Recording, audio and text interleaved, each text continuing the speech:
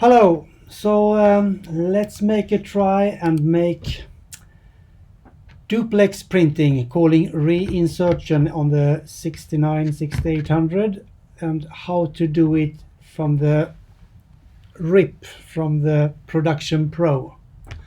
So let's start from the total beginning because you need to do a couple of things. First of all, we need to create a mark that we are going to use.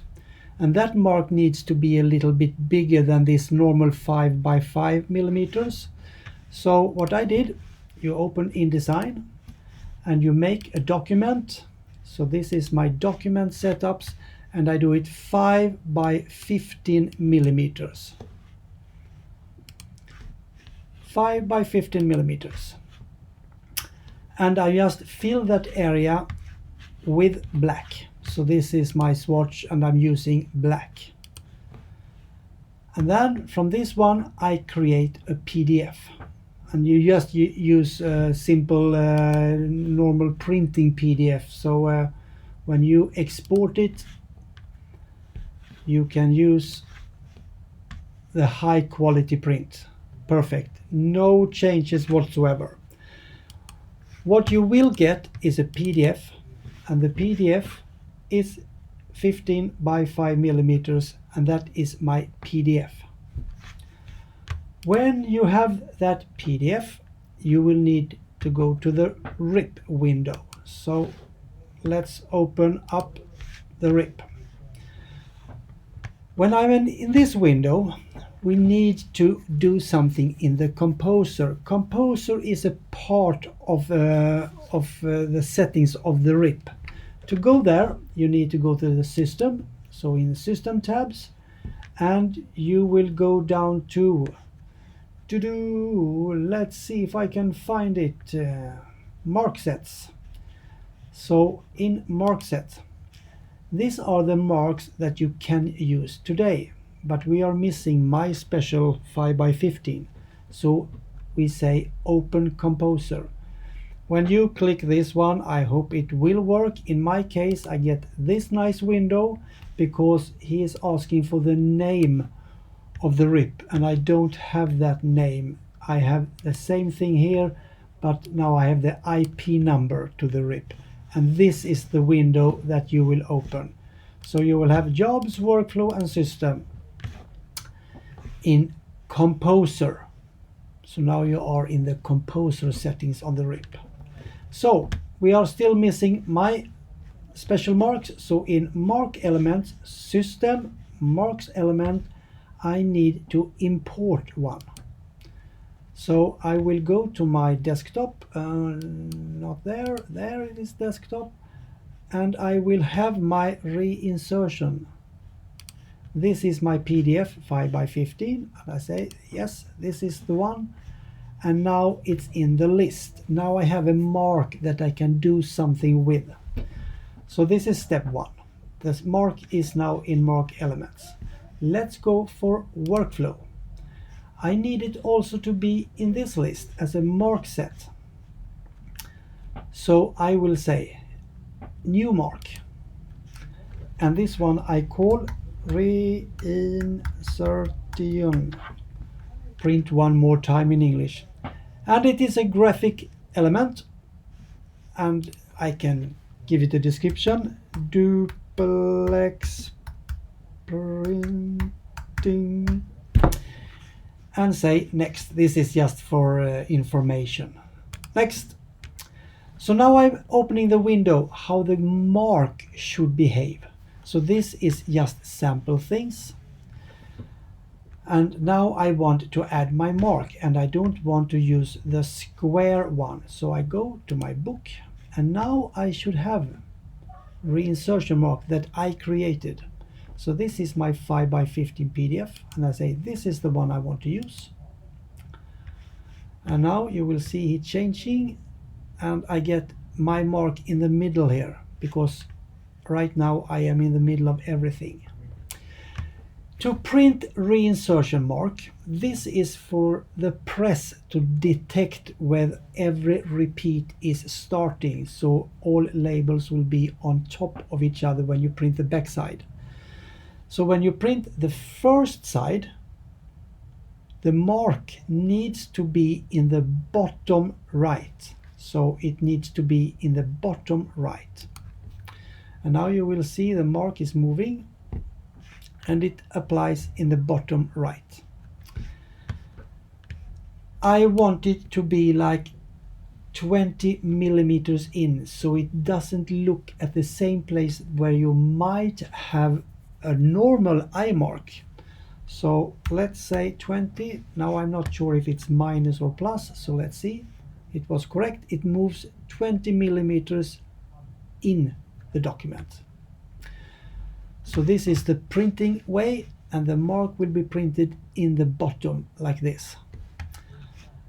And this is everything I need to do, because my mark is 15 by 5 by default, and it will be printed in my black color, and I move it 20 millimeters from the bottom right.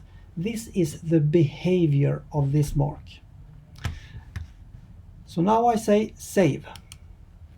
So now I have a new Eyemark calling reinsertion. So let's go to the job. So I did, to show you, I did a PDF that calling front and back.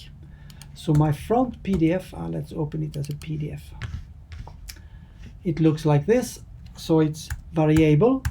I have 1,000 pages.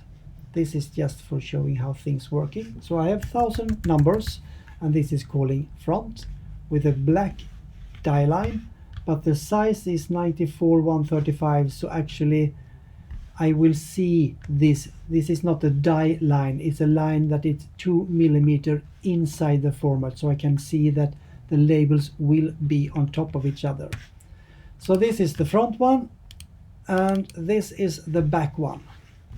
Same thing, so I have 1,000 numbers on this one as well. So let's go to the RIP again and say, now we go back to the normal. We're leaving the composer and going to the normal print and say, in system, I want to create a ticket. So let's base it on the normal one. So I make a duplicate on that one, and I call this front VDP jobs. And I open and change the settings. So I want it to go to the press 6900. I don't change anything in the pre-press. I'm go for color, and I will use the color strategy. I use a very standard one. I use CMYK white version 2, and in step and repeat I say I want it tabular. Check from the trim box. I want the bleed to get automatic. It's perfect. And let's say I do it automatically. So he will calculate from my PDF how many that is going to fit. I think it's 3 by 7, but I'm not sure. And I say I want 3 millimeters in between every label. So this is what you do in settings. So this is my normal step and repeat thing. In marks, you can apply the normal. So you get an Eyemark, both sides, every label. So he will do both sides, every label. But I also want my special mark. So I add one with the plus. So let's find the new one, reinsertion. And I say, okay, variable data. This is a variable data. So I say yes. And I want my label number 1 should be up here, and it should go down to, what will it be, 333, and on this row 334 to 666, and on this one 667 until 1000 because I have 1000 labels. So this is my printing order. Standard. Perfect. Save. If I now take my PDF, my front document, it's not on document, it's on desktop, and it's on document data, and it's my front. And I open my PDF and use the new one, front VDP settings, and I say submit. He will rip the file. So hopefully it's not taking that long time to print this. So he's loading it.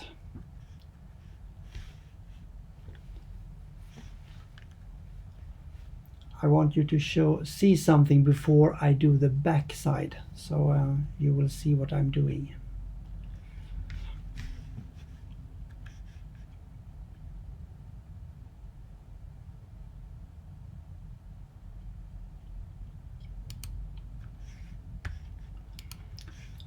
Sending it to the device.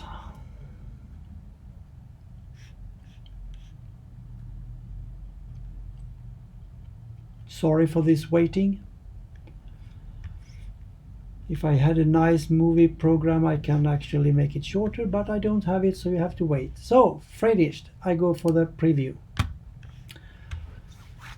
So you will see this is label 1, 2, 3, 4, 5, and it goes until 1000, of course. I have the normal Eyemarks, both sides, and I have my special marks, 20 millimeters from the bottom and in. And it will be there on all, of course, because it's only for sheet, not per label. So now I have the front side ready. Then I need to do a ticket for the back side. So let's go for the ticket template, and I can make a copy of this one. And I duplicate it, and this time it's calling backside. Still variable, so I say save, and I open this one because now I need to modify a little bit. Edit. So step and repeat. The marks, I don't want any marks on the back side. I have the marks on the front side. Variable. So this was number 1. So this is inner core on the machine. So now I need to print reversed. So I click on this one, and now number 1 will be here. It means he's starting in the opposite order because now we are printing the back side. So now he will start from the highest number and go to the smallest. So number 1 should be on front side number 1. And I say save on this one. So now I have a ticket for this one, and I go for production, and I import a job, and this time I import the back side, and now I'm using my back VDP and say submit. And now I will have kind of exactly the same, but it will be in the opposite printing order because now we are printing it on the back side. So next movie will be how to do things in the press. So you don't need to see this, it will be the same thing but without marks. So start just the next movie when you're ready to go to the press, and I will hopefully make a nice movie on that one. Thank you.